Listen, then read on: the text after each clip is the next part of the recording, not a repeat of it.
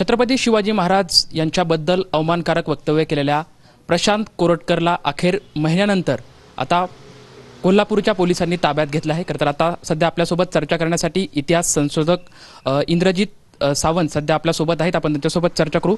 प्रशांत कोरटकरला अखेर आज पोलिसांनी ताब्यात घेतले, कोल्हापूरमध्ये आणले, काय प्रतिक्रिया?